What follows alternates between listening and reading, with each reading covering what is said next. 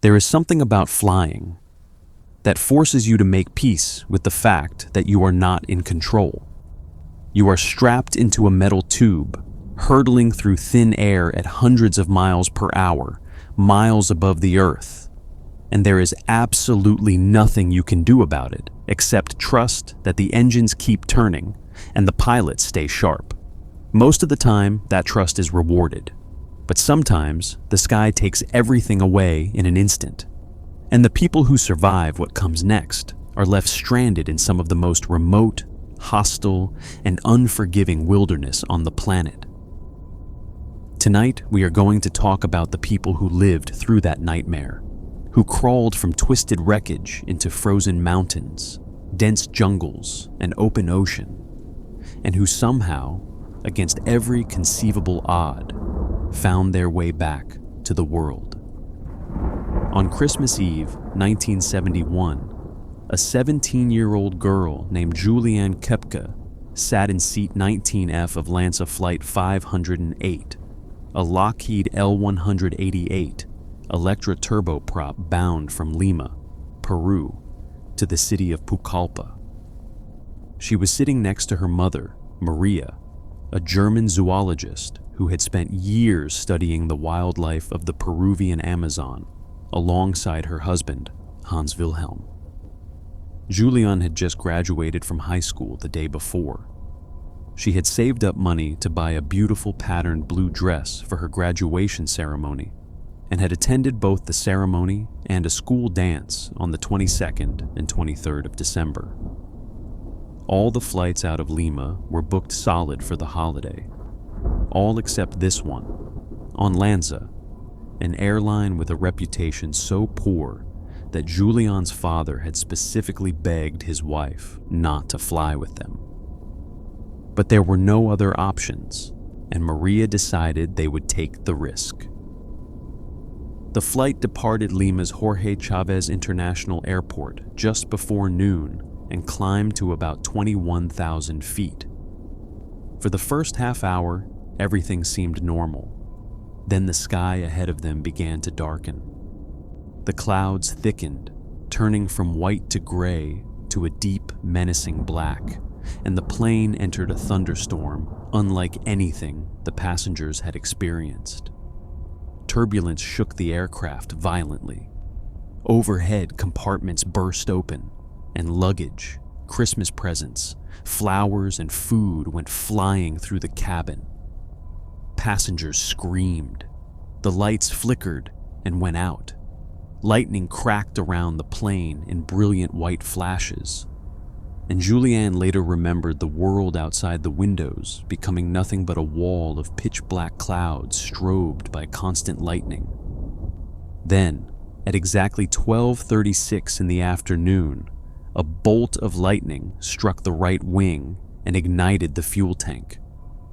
Julianne saw a bright, glistening light bloom across the engine on the left side.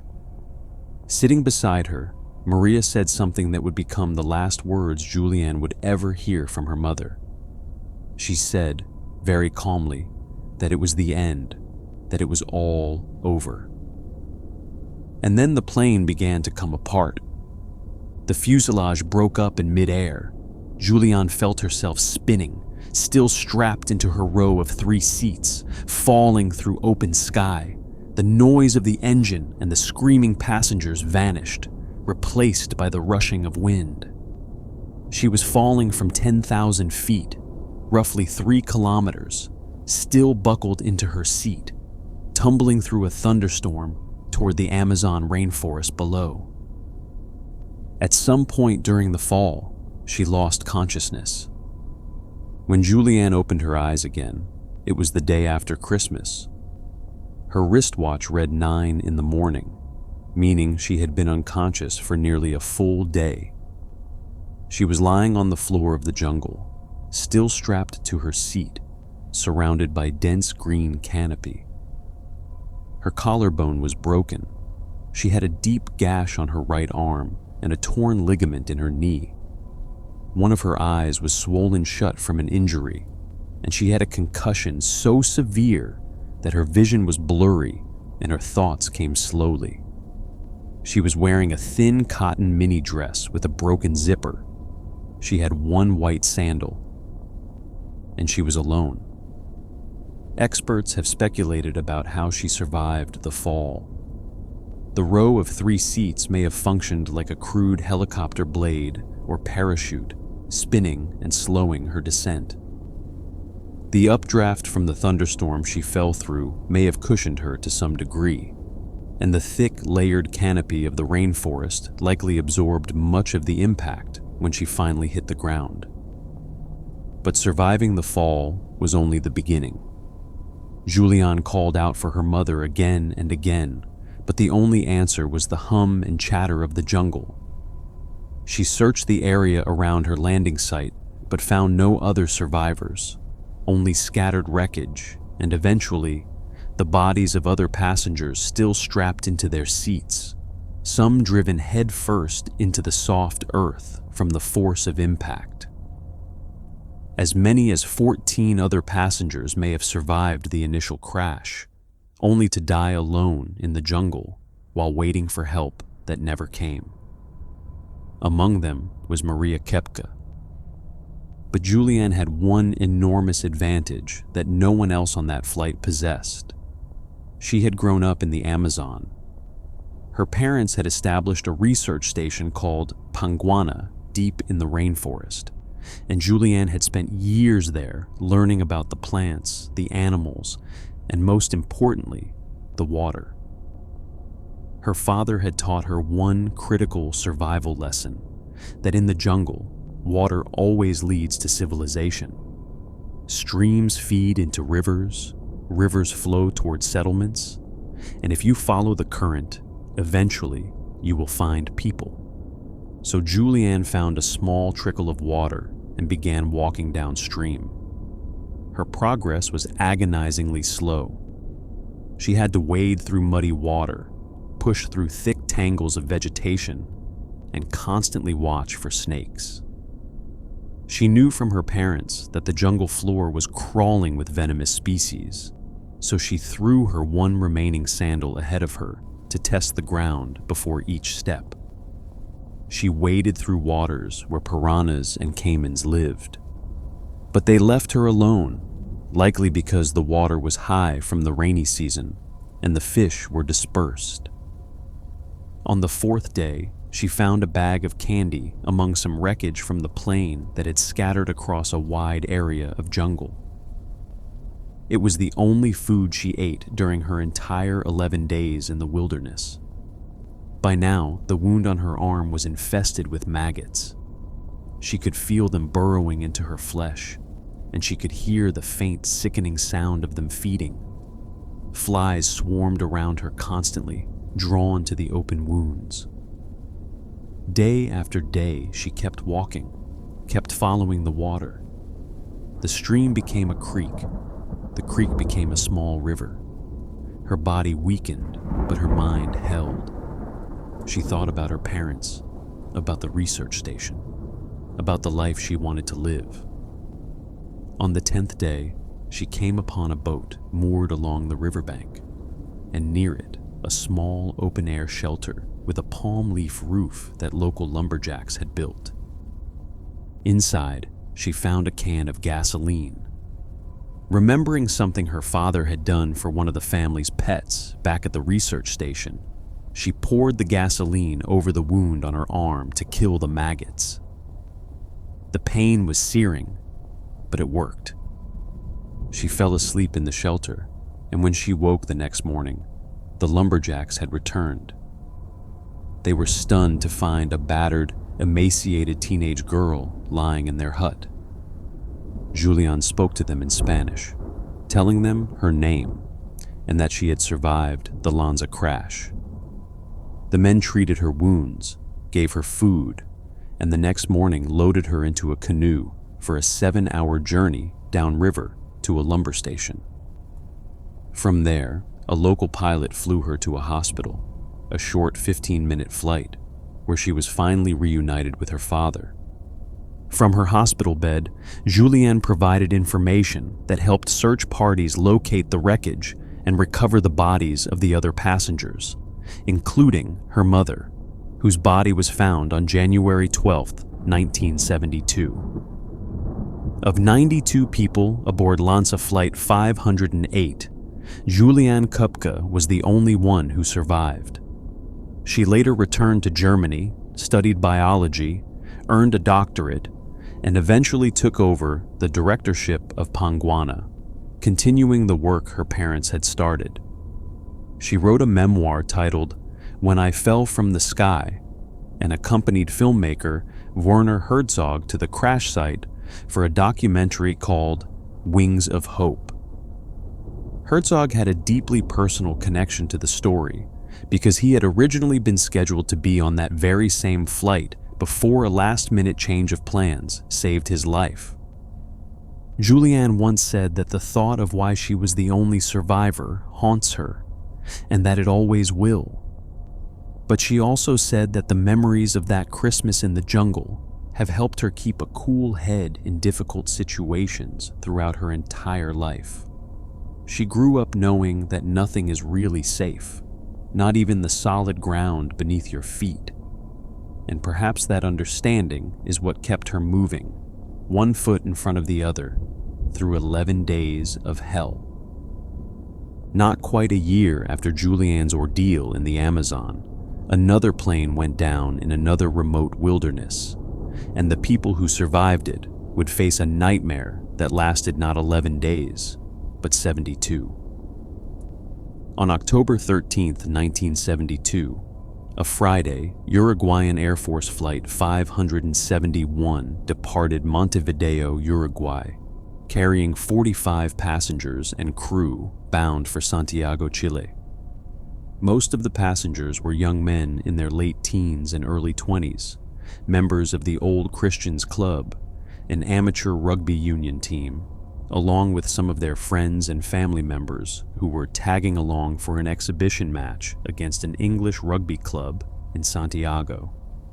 The aircraft was a Fairchild FH-227D, a twin-engine turboprop, and it was piloted by Colonel Julio Cesar Ferradas, with Lieutenant Colonel Dante Hector Laguarara serving as co-pilot.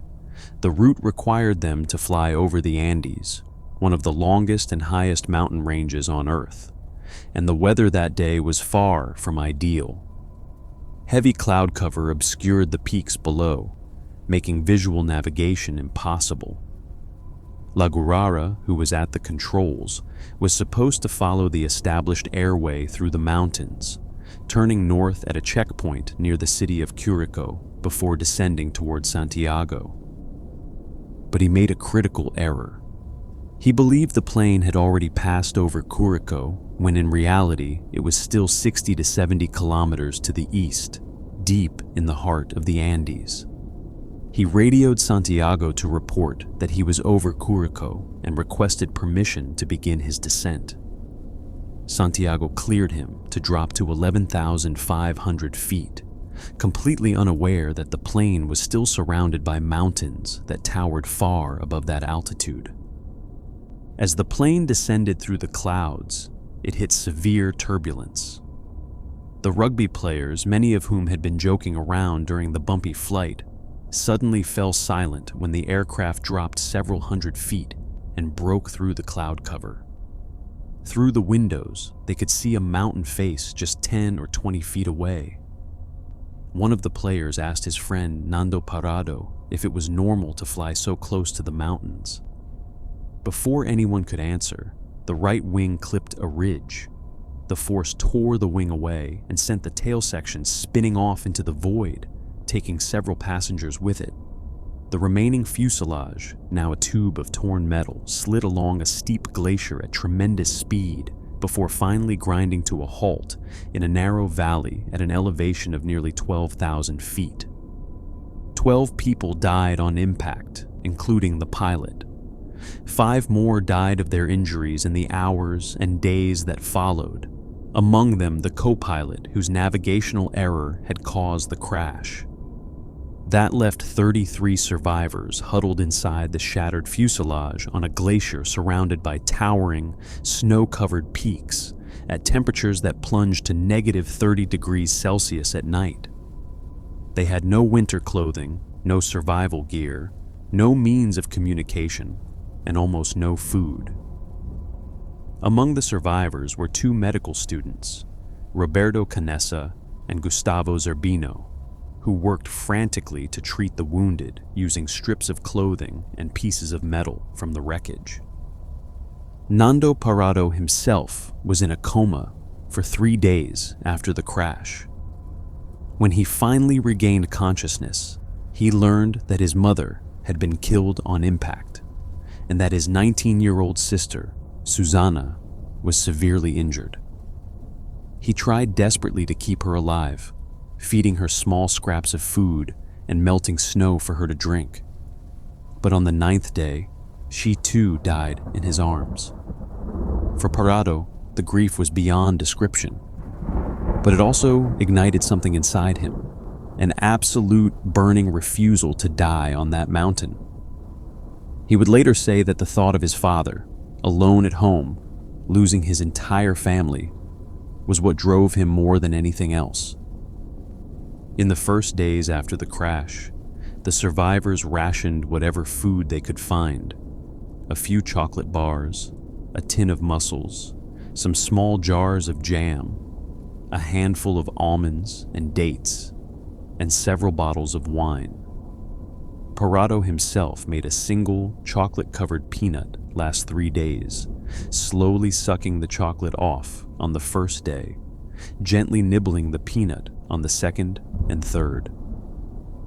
But the supplies were pitifully small for so many people, and they were gone within a week. The survivors fashioned crude tools from metal sheets to melt snow into drinking water, but without food, their bodies began to consume themselves. In the high altitude and freezing cold, their metabolisms burned through whatever reserves they had at a terrifying rate.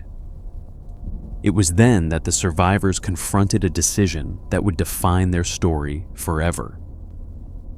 There was only one source of nutrition available to them: the bodies of their friends and teammates who had perished in the crash.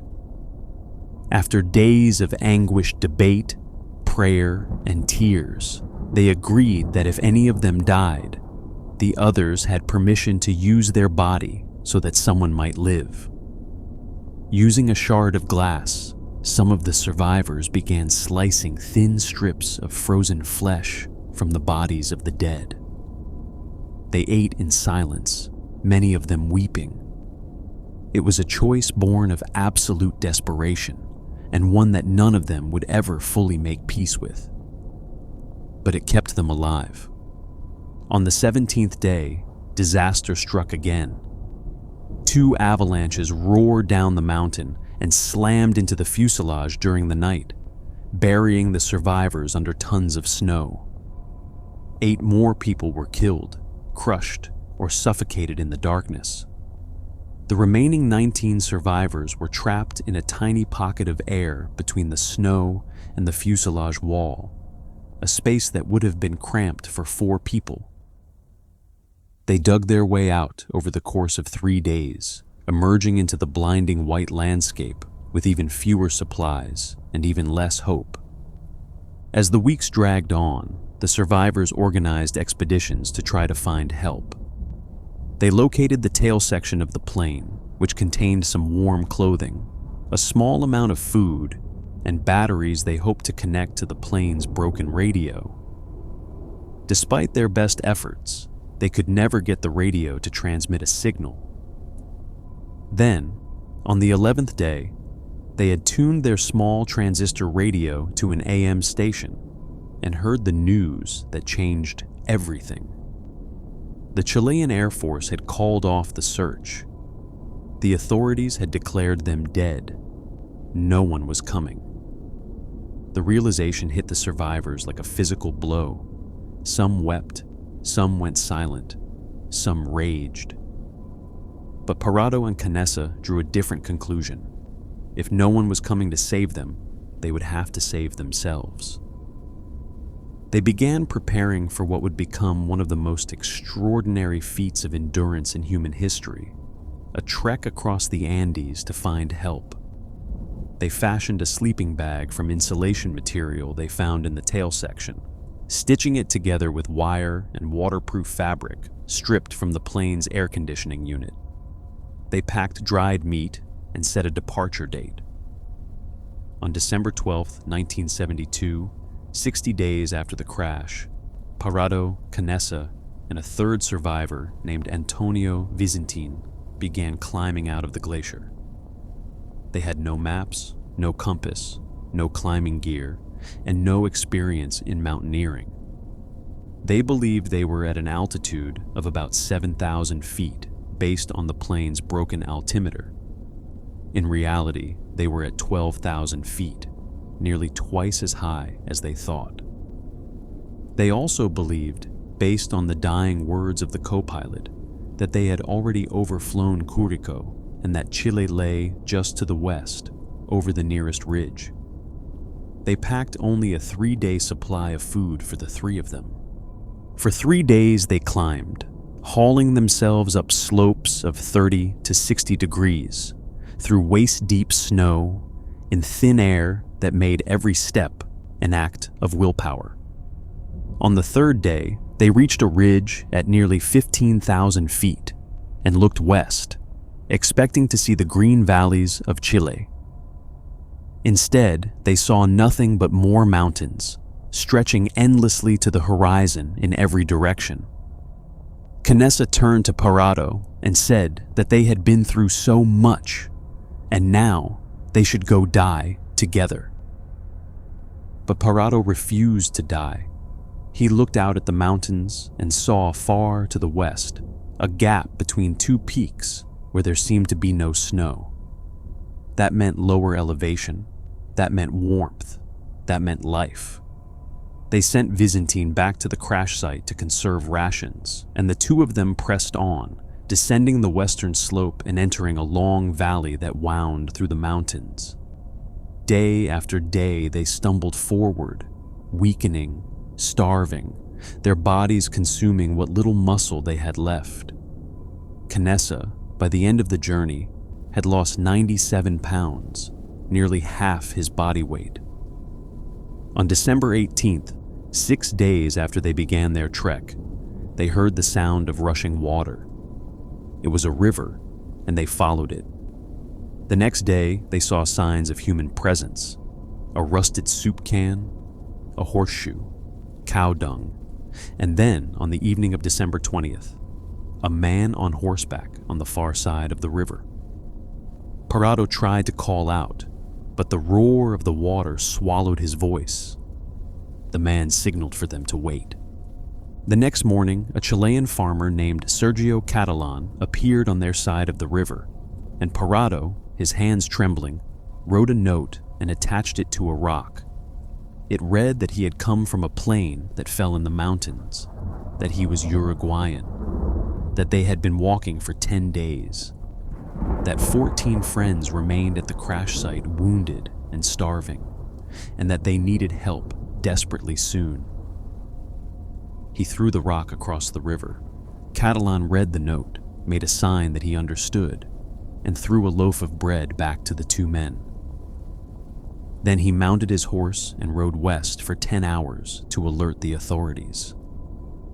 On December 22, 1972, Chilean Air Force helicopters reached the crash site, guided by Parado himself, who had to navigate the pilots through violent turbulence and blinding clouds to find the glacier. The steep terrain only allowed the helicopters to touch down with a single skid, and due to weight limits at that altitude, they could only evacuate half the survivors on the first trip. 4 rescuers volunteered to stay behind with the remaining 8 for one final night on the mountain. The last survivors were lifted off the glacier on December 23rd, 72 days after the crash. Of the 45 people who boarded Flight 571, 16 survived. Their story made headlines around the world, though the initial reports of the miracle rescue were quickly overshadowed by the revelation of how the survivors had stayed alive. The public reaction was a complicated mix of horror and admiration, but the survivors themselves gave a remarkably honest press conference in which they explained the desperation of their situation and the pact they had made with each other. Roberto Canessa, who went on to become a renowned pediatric cardiologist, would later say that the experience taught him how to face difficulties in life and have faith in himself. Parado became a successful businessman and motivational speaker, and has said that on the mountain he learned that life is precious beyond measure, and that love is the only thing worth living for. While Parado and Canessa were fighting their way across the frozen spine of South America, a different kind of nightmare was waiting for another plane crash survivor, one who would endure her ordeal not in freezing cold, but in the suffocating green heat of the Vietnamese jungle. On November 14, 1992, a Dutch woman named Annette Herfkens boarded Vietnam Airlines Flight 474, a Yakovlev Yak-40 regional jet in Ho Chi Minh City. She was traveling with her fiancé, Willem van der Pas, a man she had been with for 13 years. The two had not seen each other in 3 months, the longest they had ever been apart, and Willem had surprised her with a 5-day romantic getaway to the coastal city of Nha Trang. Annette was immediately uneasy about the plane. It was a small, cramped, Soviet-made aircraft that looked old and worn. She was claustrophobic and told Willem she did not want to fly. He reassured her, telling her it was only a short flight, and they boarded. The truth was that he had lied about the duration to calm her nerves. The flight was supposed to take about an hour, not 20 minutes. About 50 minutes into the flight, as the plane was descending for its approach to Nha Trang Airport, Annette felt a tremendous drop. Willem, who had been calm throughout the flight, suddenly looked afraid. Annette tried to lighten the mood, making a joke about the small plane dropping like a toy. Willem grabbed her hand. Then the plane dropped again, steeper this time, and the cabin erupted in screaming. Annette felt something like an electric shock go through her body, and then everything went black. The Yakovlev Yak-40 had slammed into the ridge of a mountain called Oka in the Vietnamese jungle. Of the 31 passengers and crew on board, Annette was the only one who survived. When she regained consciousness, she was still in the wreckage, a stranger's body lying on top of her. Nearby, she saw Willem, dead in his seat. She later described him as having a beautiful, peaceful smile on his face, but his skin was white, the white of a dead person. Annette's injuries were devastating. She had 12 broken bones in her hip and knee, her jaw was hanging loose, and one of her lungs had collapsed. She could barely move. She managed, through sheer force of will, to drag herself out of the plane and into the jungle, though she later said she has no clear memory of how she did it. Around her, the jungle was a wall of green, alive with the sounds of insects and birds and the drip of moisture. She could hear faint moans from inside the wreckage, indicating that other passengers had also survived the initial crash. But one by one, over the next hours and days, those moans fell silent. Annette was alone. For 8 days, 192 hours, Annette Herfkens survived in the Vietnamese jungle with nothing but her willpower and the rainwater she managed to collect. She crawled to the shattered wing of the aircraft and tore insulation material from it, fashioning small bowls and sponges to capture moisture when it rained. She could not walk. She dragged herself on her elbows, causing so much damage to her skin that she would later need grafts. She fought the urge to cry, understanding instinctively that if she gave in to her grief and fear, she would give up entirely. Instead, she focused on the beauty of the jungle, on the green, on the sounds of life around her. She stayed present, breath by breath, moment by moment. At one point, she found herself near a Vietnamese businessman who had also survived the crash. He had a watch, and he told her that rescue teams would come. But he grew weaker, and the smell of death began to surround him. Maggots appeared in his wounds. Eventually, Annette had to crawl away from him to a different spot where she thought rescuers might be able to see her. She waited, collecting rainwater, rationing her strength, focusing on the memory of her mother, who she described as incredibly protective. Thinking about her mother gave her the will to hold on. On the 8th day, a rescue team finally reached the crash site.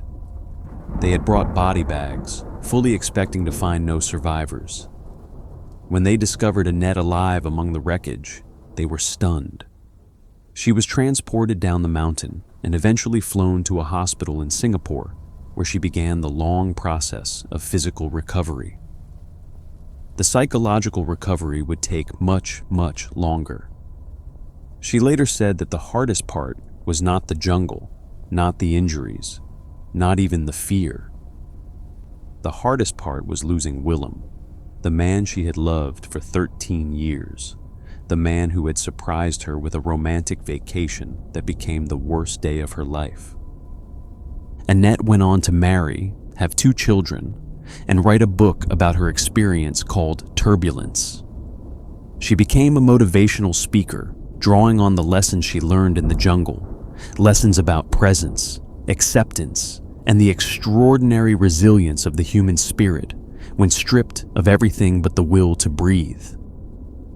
And while Annette's survival was a solitary struggle, fought alone in silence and stillness, another plane crash survival story would involve the most unlikely heroes imaginable. 4 children, the oldest just 13 years old, surviving 40 days in the Amazon jungle with a baby in their arms.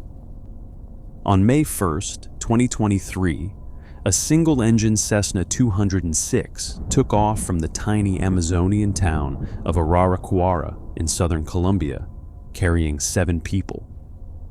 On board were the pilot, Hernando Murcia Morales, an indigenous leader named Herman Mendoza Hernandez, a 33-year-old woman named Magdalena Mukutui Valencia, and her 4 children.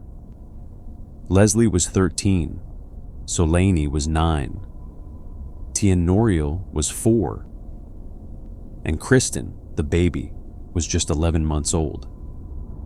The family belonged to the Huitoto indigenous group, a community deeply connected to the jungle environment, where children are taught to hunt, fish, and gather from an early age. They were traveling to the town of San Jose del Guaviare, a stopover before continuing on to Bogota to join the children's father. It was the first time Magdalena had ever left her village. Shortly after takeoff, at around 7:34 in the morning, the pilot radioed a distress call reporting engine failure. Radio contact was lost moments later. The Cessna plunged through the jungle canopy and crashed into the thick undergrowth below.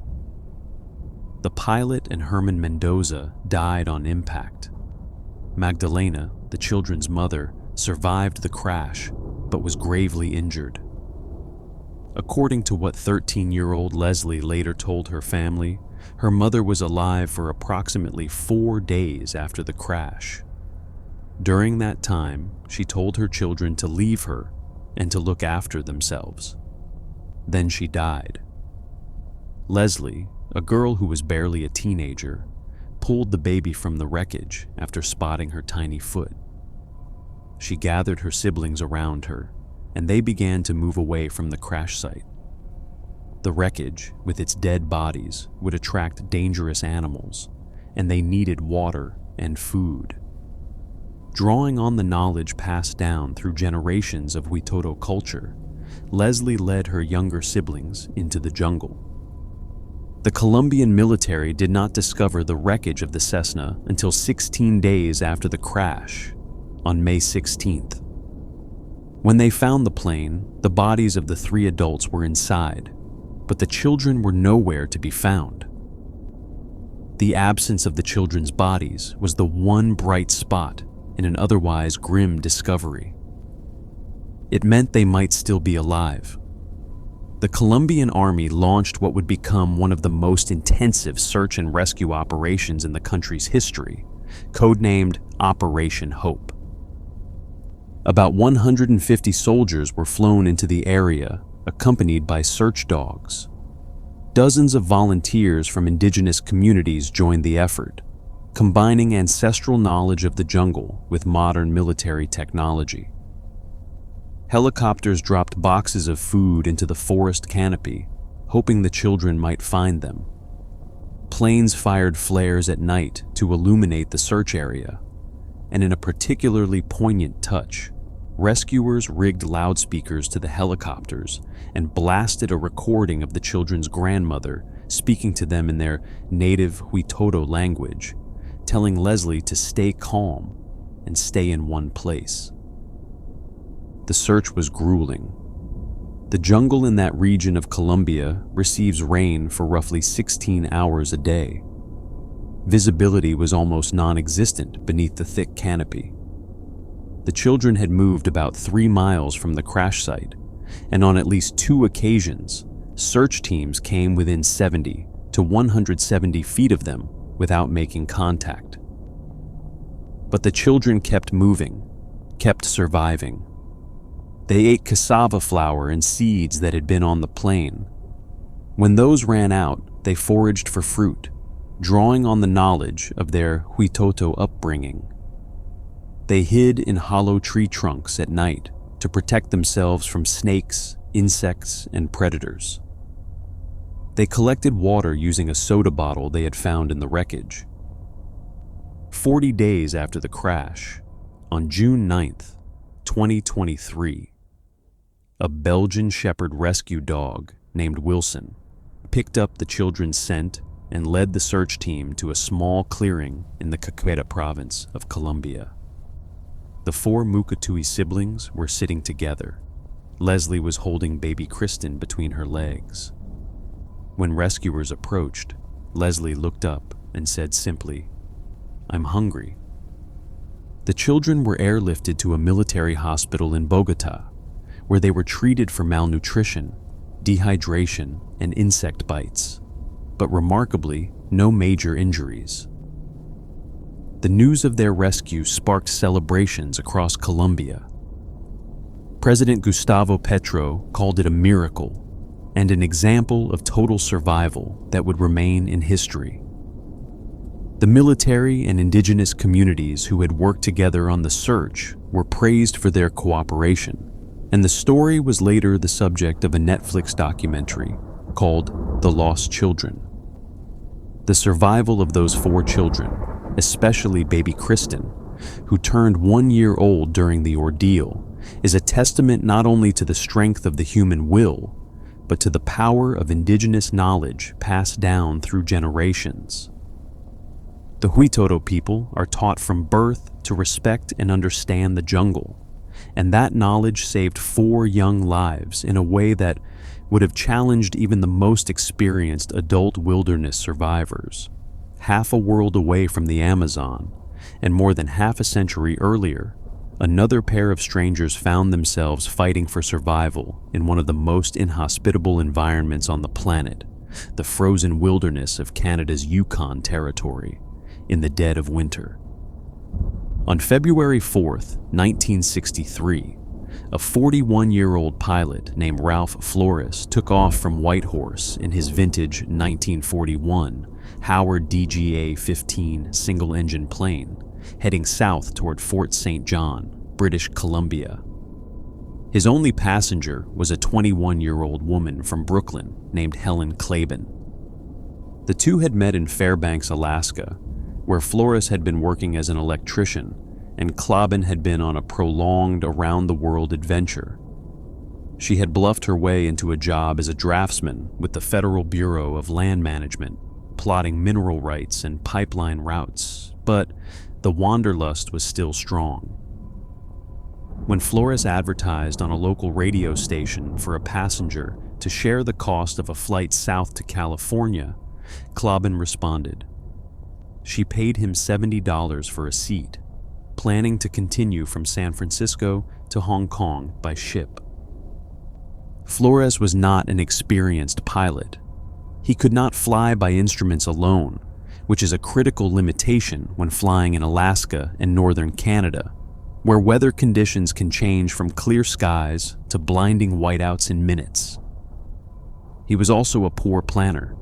The plane carried almost no winter survival equipment, no extra parkas, no sleeping bags, no emergency rations, and no signal flares. All they had was the clothing on their backs and whatever small items happened to be in the plane.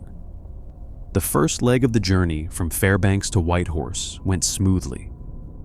But on February 4th, shortly after leaving Whitehorse and heading south, they flew into a heavy snowstorm.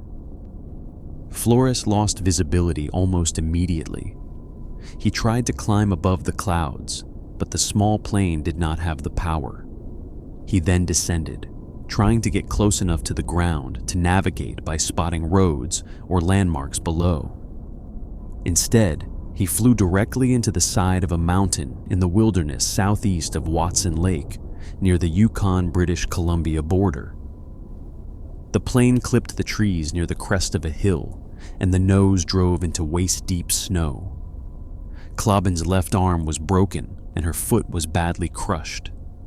She had severe cuts and bruises all over her body.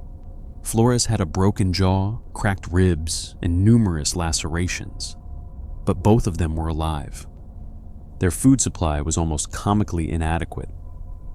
4 cans of sardines, 2 cans of tuna, a can of fruit cocktail, and some crackers. They had no axe for cutting firewood, no rifle for hunting, and no sleeping bags. Flores built a lean-to shelter from a small tarpaulin and used seat cushions from the plane as bedding. In the first days, convinced that rescue was imminent, they ate 2 meals a day and burned through their supplies in just 10 days. After that, there was nothing. A massive air search was launched almost immediately, with the Royal Canadian Air Force and private bush pilots crisscrossing the wilderness between Whitehorse and Fort St. John. Search planes flew directly over the crash site on multiple occasions, but the wreckage was invisible beneath the snow and branches. Flores waved frantically every time he heard an engine overhead. Klaben tried the plane's radio, crying into it, saying they were alive, giving their registration number, begging someone to come back. But the signal was too weak, and her calls dissolved into static. After 2 weeks, the search was officially called off.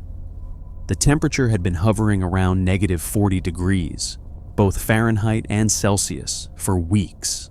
No one believed anyone could survive in those conditions without proper equipment. Flores and Klaben were presumed dead. But they were not dead. They were starving, freezing, and injured. But they were alive. They melted snow for drinking water and tried to eat whatever they could find, which was essentially nothing. They tried protein pills but stopped because of severe stomach cramps. Some accounts mention them eating toothpaste to stave off the hunger.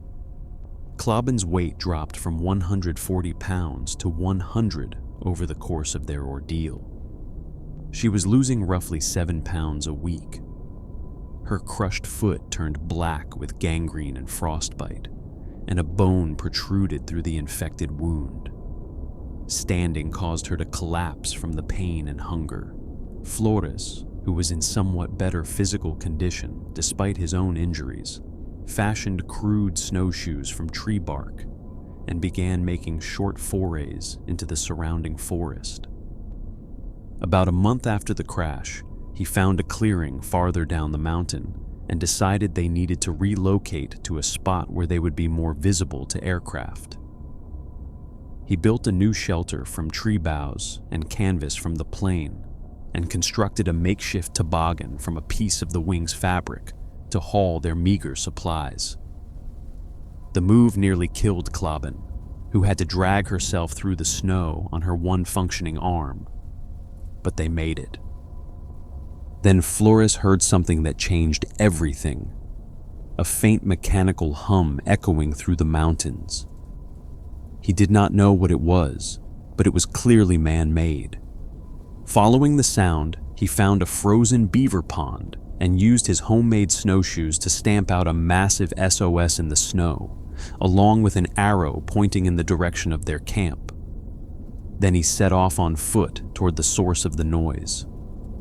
On March 24th, 1963, 49 days after the crash, a bush pilot named Chuck Hamilton was flying over northern British Columbia delivering supplies to an outfitter's camp when he spotted a plume of smoke rising from the forest.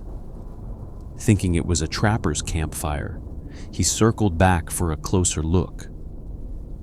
That is when he saw the SOS stamped in the snow on the frozen beaver pond and the arrow pointing up the mountain. He followed it and spotted a dark smudge on the mountainside, a shabby tent and a piece of scrap metal lying in the snow. The metal had a number on it, N5886, the registration number of the missing Howard aircraft. Hamilton was stunned. After $1 million search had turned up nothing, he had found the lost plane by pure chance. He radioed his discovery, and then, as darkness was approaching, flew back to Watson Lake. Trappers in the area, whose chainsaw had been the source of the mechanical hum Flores had heard, went out and found Flores stumbling through the woods. They brought him to their cabin and fed him. The next morning, Hamilton flew back with a rescue team. They landed on the beaver pond and followed the arrow through the forest to Klaben's shelter. She was alive, barely, sitting by a smoking fire, emaciated and blackened by frostbite. When she saw Hamilton approaching through the snow, she called out to him to come closer, that she would give him a big kiss. She was flown to the hospital in Whitehorse, where the staff was astounded that she had survived. The nurses said she would not have lasted 3 more days. Some of her toes had to be amputated, but she recovered, and when asked about the ordeal, she threw her hand in the air and said what would become her famous line, "Hey, I'm alive." Klaben later wrote a book of the same name, which became a bestseller and was adapted into a television movie. She went on to live a full life, marrying, working in publishing, and occasionally returning to the Yukon. She died in 2018 at the age of 76. Flores returned to California, though his pilot's license was later revoked for numerous violations, including his failure to carry adequate survival equipment on the flight that nearly killed them both. And while Klaben and Flores endured their frozen ordeal for nearly 50 days, another family's nightmare in the Alaskan wilderness, though far shorter, was no less harrowing. On August 13, 2011, Donald and Rosemary Evans, both 32 years old, boarded a 6-seat Cessna 207 in McGrath, Alaska, along with their 2 children, 10-year-old Donnie and 8-year-old Mackenzie. Also on board was a beloved local school teacher named Julia Walker and the pilot, 66-year-old Ernie Chase, who had grown up in the village of Anvik and had flown the route countless times. The Evans family had recently moved to Alaska to fulfill a dream.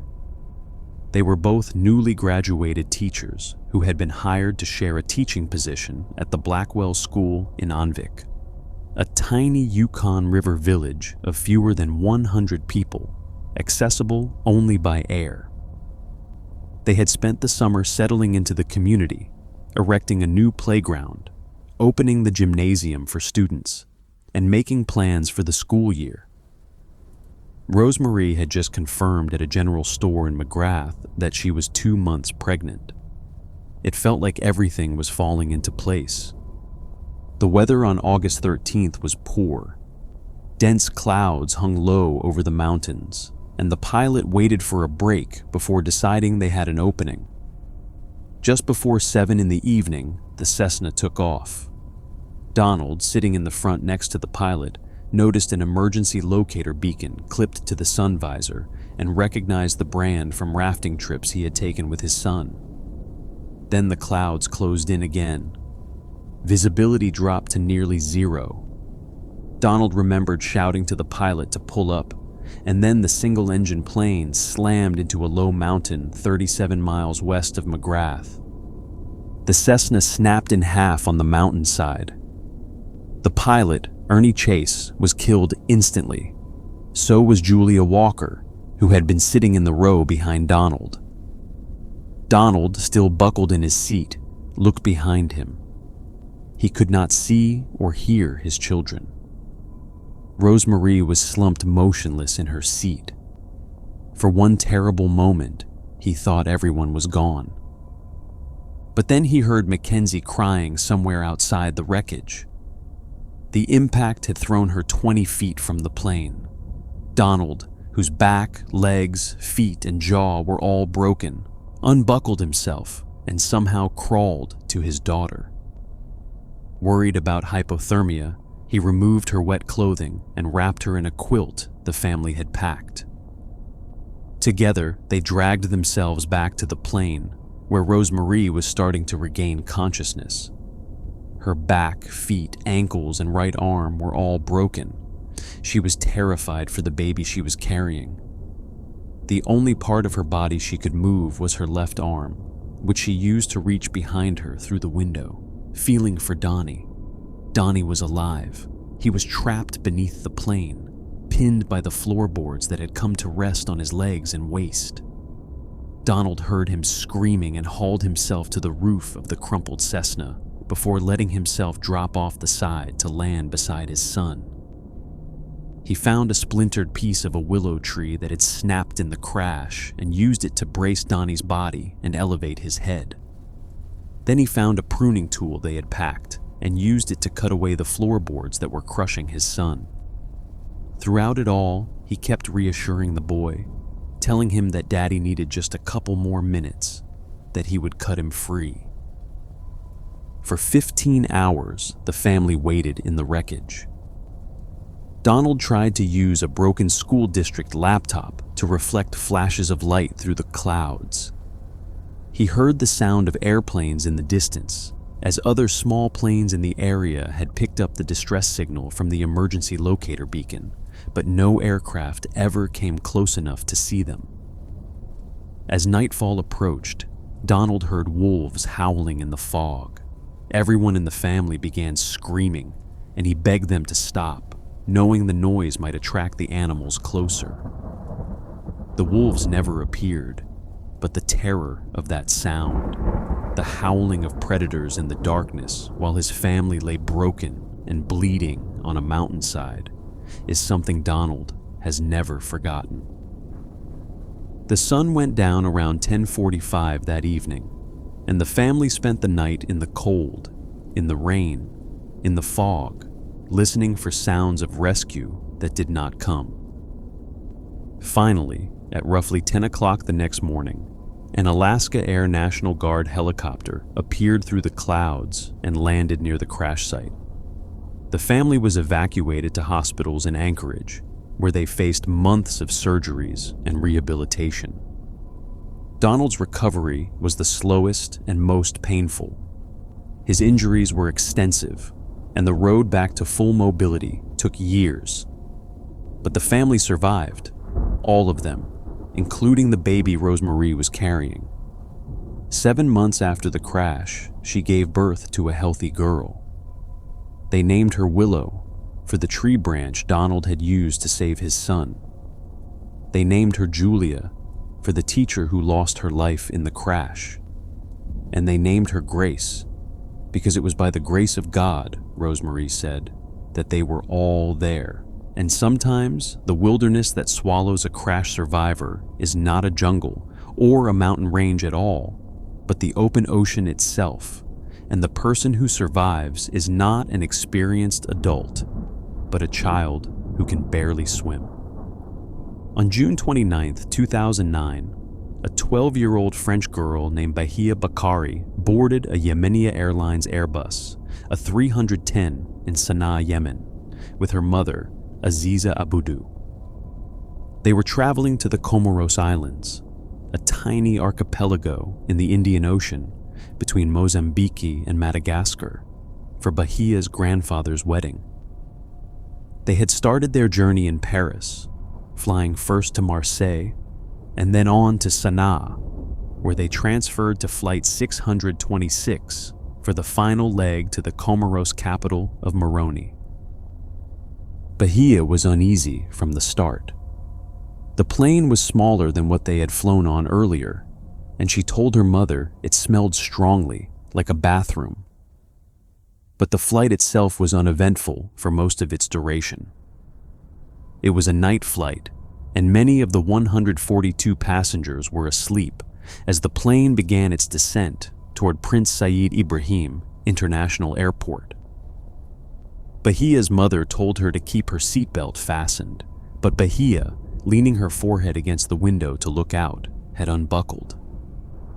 As the plane approached the airport, Bahia felt turbulence, but no one around her seemed concerned, so she told herself it must be normal. Then she felt something she described as an electric shock go through her body.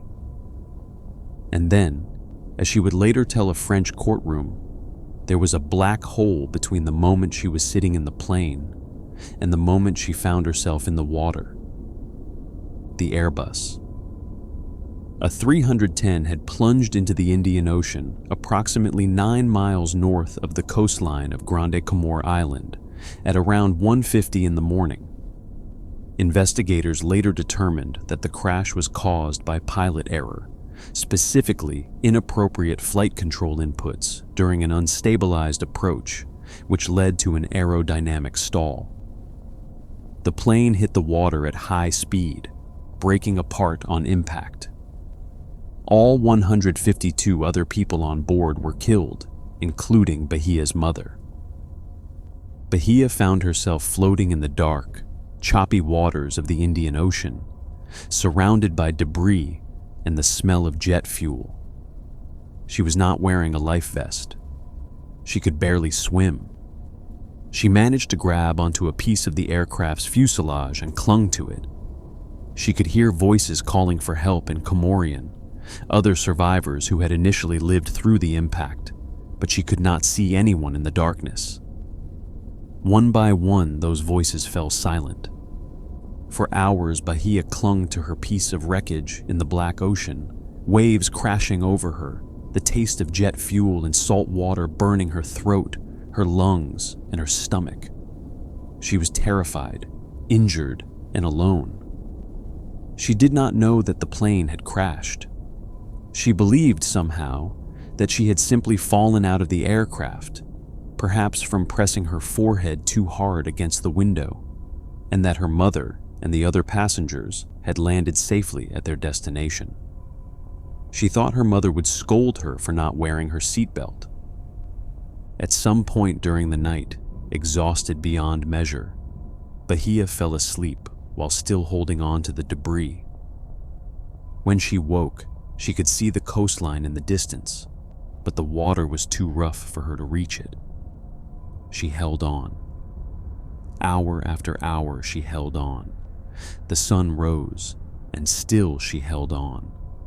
Since the Comorian government had no ships of its own, it asked all commercial and private vessels to assist in the search and rescue effort. At approximately 11 in the morning local time, about 9 or 10 hours after the crash, a privately owned passenger ship called the Sima Com 2, which normally carried people between the Comoros and Madagascar, arrived at the crash site. The crew spotted Bahia among the floating wreckage. They threw her a life preserver, but the waters were too rough, and she was too exhausted to grab it. a sailor named Maturafi Selaman Libuna dove into the water, swam to her, and secured a flotation device around her. They were both pulled aboard, and Bahia was wrapped in blankets and given a hot drink. Bahia Bakari was flown to the hospital in Moroni and then to a hospital in Paris, where she was treated for a fractured pelvis, a broken collarbone, burns on her knees, and extensive cuts. She spent weeks in recovery. The Comorian president declared a month of national mourning and publicly honored the sailor who had saved her life. The French press dubbed Bahia the Miracle Girl. It was only in the hospital, when a psychologist sat her down and gently told her the truth, that Bahia learned the full scope of what had happened. She was not the only person who fell. Everyone fell, and she was the only one who lived. The grief of losing her mother, a woman she described as incredibly protective, was the deepest wound of all, far deeper than any broken bone. She later told a court that the hardest thing for her has been dealing with that grief, that she was very close to her mother, and that losing her changed everything. The last story for tonight took place much closer to the present day, on a warm July afternoon in 2015 in the mountains of Washington State. 16-year-old Autumn Veatch was spending the summer visiting her step-grandparents, Leland and Sharon Bowman, at their home in Marion, Montana. The Bowmans owned a small Beechcraft A-35 Bonanza, a single-engine propeller plane, and they offered to fly Autumn home to Bellingham, Washington, rather than making the long drive. The family had originally planned to drive, but Leland suggested the flight as a quicker alternative. On July 11, 2015, the weather was not ideal, with low clouds and limited visibility, but Leland decided they had a window. They took off from Kalispell, Montana, at just after 1 in the afternoon. Autumn sat in the back seat, behind her step-grandparents. As they flew west over eastern Washington, they entered a cloud bank. Visibility dropped to 0. Autumn later described the world outside the windows as completely white, as if someone had painted over every pane of glass. She could feel the plane descending. Then suddenly, the clouds parted, and from her seat behind the cockpit, she could see trees directly ahead. Her step-grandfather tried to pull up. He could not. The Beechcraft hit the trees on a mountainside in the North Cascades and slammed into the ground. The front of the plane burst into flames almost immediately. Autumn, still buckled in the back seat, could not get her seatbelt off. She pulled up her legs and climbed out from behind her grandfather's seat. She could hear both of her grandparents screaming. They were alive. Fire was spreading fast, but Autumn tried to pull her grandfather from the cockpit. He was concussed and disoriented, unable to help himself, and he was too heavy for the small teenager to move. The flames drove her back. She tried again and again, each time beaten back by the heat. Her face was burned, her hair was scorched, and her eyelashes shriveled from the intense heat. Finally, the screaming stopped, and Autumn knew she could do nothing more. She ran. Behind her, the plane exploded. She stumbled down the steep slope, grabbing branches and bark with her blistered hands, falling over the side of a small cliff and landing hard on her back. She lay there for a moment, sobbing, and then she remembered the survival show she had watched with her father back when she was in 4th grade. Shows like Man vs. Wild and Dual Survival. 2 rules stood out in her mind: travel downhill and follow water. She listened carefully and thought she heard the faint sound of a highway in the distance. She moved toward it, but the sound turned out to be running water, a small stream trickling down the mountainside. She followed it. The terrain was brutal, nearly vertical in places, choked with thick undergrowth and fallen trees. She had to cross the frigid water multiple times, slipping on rocks and plunging in up to her waist. At one point, she reached a waterfall and had to scale down a 20-foot rock face in her Converse sneakers and her burned-up pants. She reached a second waterfall, this one only 10 feet, and climbed down that too. The first night, she tried to sleep near the crash site, but was too cold and too devastated. She cried for hours, racked with guilt for being the only survivor when the entire flight had been arranged to take her home. The second night, she found a sandbar along the river and tried to rest there. She had not eaten anything. She had not had anything to drink except small sips of stream water that she worried might make her sick. Her body was developing rhabdomyolysis, a condition in which damaged muscle fibers break down and enter the bloodstream, potentially causing kidney failure. On the second night, curled up on the damp earth, freezing, unable to feel her feet, Autumn was ready to give up.